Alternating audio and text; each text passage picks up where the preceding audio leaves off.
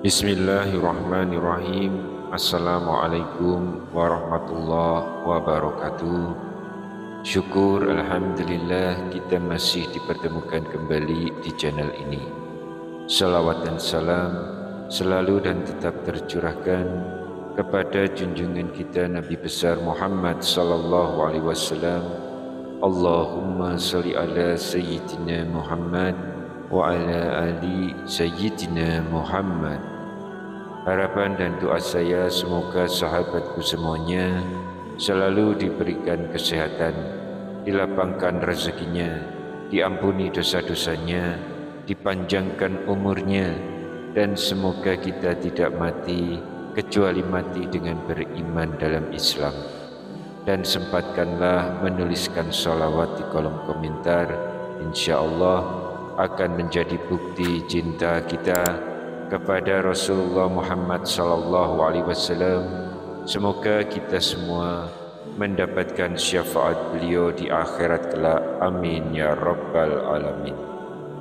Sahabat beriman yang dirahmati Allah, ketika ajal datang menjelang, maka terputus sudah semua urusan di dunia.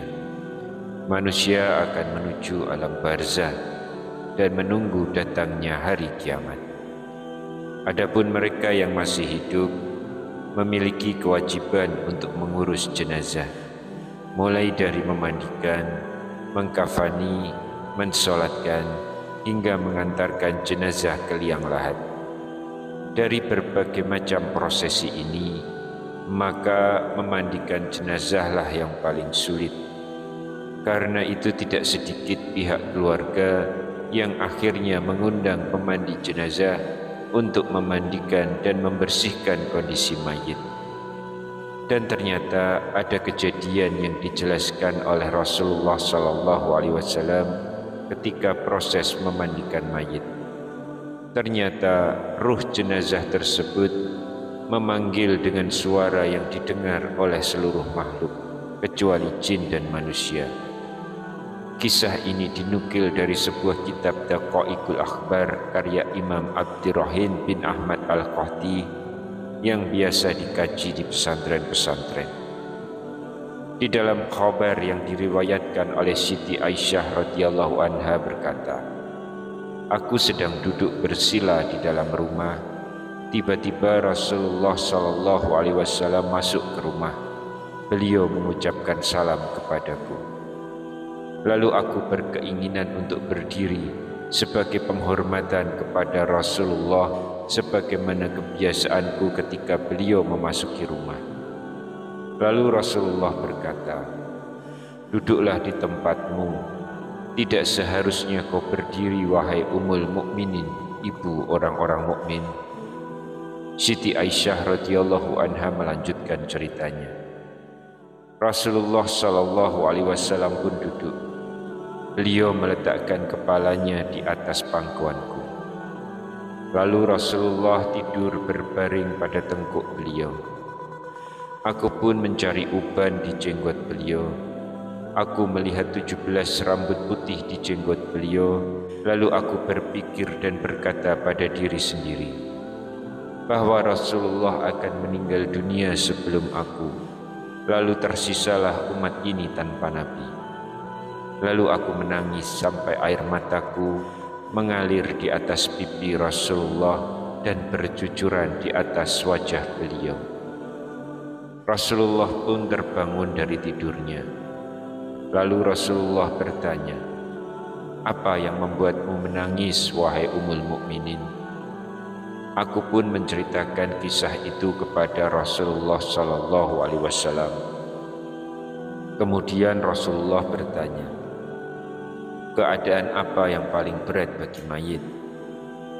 Aku berkata, 'Tidak ada keadaan yang paling berat bagi mayit melebihi waktu di mana dia keluar dari rumahnya, anak-anaknya bersedih di belakangnya.' Lalu Rasulullah bertanya, 'Ini adalah berat. Lalu apa yang lebih berat daripada ini?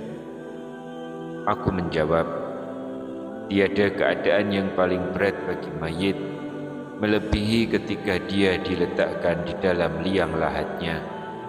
Tanah diuruk di atas dia. Kerabat-kerabat, anak-anak dan kekasihnya pulang meninggalkannya, dan mereka memasrahkannya kepada Allah Subhanahu wa Ta'ala bersama dengan perbuatannya. Lalu datanglah malaikat Munkar dan malaikat Nakir di dalam kuburnya. Lalu Rasulullah bertanya, "Wahai Ummul Mukminin, apa yang lebih berat daripada ini?" Aku pun menjawab, "Allah dan Rasul-Nya yang lebih mengetahui." Rasulullah pun menjawab, "Wahai Aisyah, sesungguhnya keadaan paling berat bagi mayit adalah ketika masuknya orang yang memandikannya ke dalam rumahnya untuk memandikannya. Lalu dia mengeluarkan cincin dari jari-jari mayit, lalu dia melepaskan pakaian dari badan mayit. Ketika itulah ruhnya memanggil-manggil dengan suara yang bisa didengar semua makhluk kecuali jin dan manusia ketika ruh melihat dirinya dalam keadaan telanjang. Si mayit berkata, 'Wahai orang-orang yang memandikannya, aku memohon kepadamu demi Allah untuk melepas pakaianku dengan halus, karena sesungguhnya aku saat ini telah beristirahat dari sakitnya penarikan malaikat maut.' Dan tatkala dituangkan air kepadanya, ruh menjerit sembari berkata, 'Wahai orang-orang yang memandikan, demi Allah, jangan tuangkan airmu yang panas dan jangan jadikan airmu panas dan tidak dingin, karena sesungguhnya jasadku telah terbakar dari terlepasnya ruh.' Ketika mereka memandikannya, ruh berkata, 'Demi Allah, wahai orang-orang yang memandikan, jangan menyentuhku dengan kuat, karena sesungguhnya jasadku terluka sebab keluarnya ruh.' Lalu tatkala selesai dari memandikannya, diletakkan kain kafannya dan diikat di kedua telapak kakinya, ruh memanggil-manggil kepada orang yang memandikan, 'Demi Allah, wahai orang-orang yang memandikan, jangan mengikat kafan di kepalaku sampai aku melihat wajah keluarga, anak-anak dan kerabatku, karena sesungguhnya ini adalah akhir aku melihat mereka. Aku di hari ini akan berpisah dengan mereka dan aku tidak akan melihat mereka sampai hari kiamat.' Lalu tatkala mayit dikeluarkan dari rumahnya, dia memanggil-manggil, 'Demi Allah, wahai tetanggaku, jangan kalian cepat-cepat membawaku sampai aku berpamitan pada rumahku, keluargaku dan hartaku.'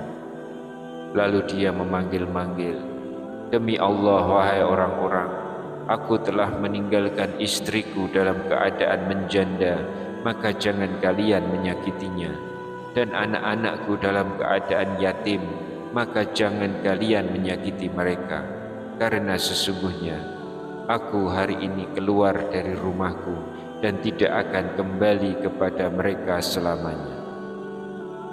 Dan tatkala jenazahnya diletakkan, dia berkata, 'Wahai tetanggaku, jangan kalian cepat-cepat sampai aku mendengar suara keluarga, anak-anakku, karena sesungguhnya aku hari ini berpisah dengan mereka sampai hari kiamat.'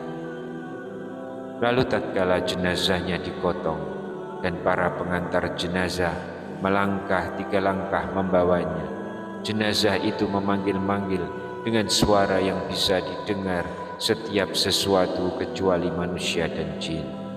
Ruhnya berkata, 'Wahai kekasih-kekasihku, wahai saudaraku, dan wahai anak-anakku, jangan sampai dunia menipu kalian sebagaimana dunia telah menipuku. Jangan sampai waktu mempermainkan kalian sebagaimana waktu telah mempermainkanku. Ambillah pelajaran dariku, karena sesungguhnya Aku telah meninggalkan harta yang telah aku kumpulkan untuk para pewarisku, sedangkan mereka tidak akan menanggung kesalahanku sedikitpun. Dan kalian bersenang-senang dengan hartaku, maka janganlah kalian meninggalkanku.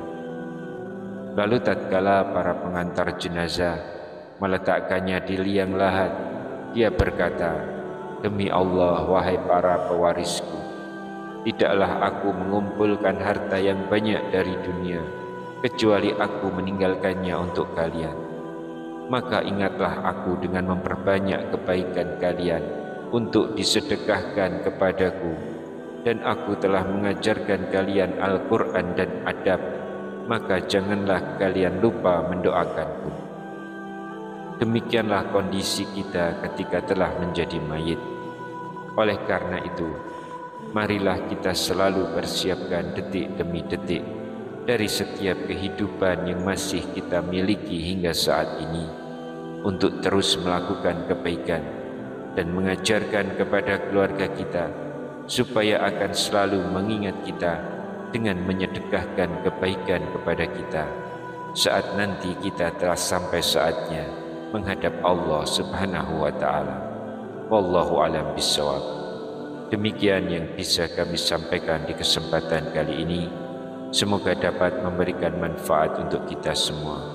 Wassalamualaikum warahmatullahi wabarakatuh.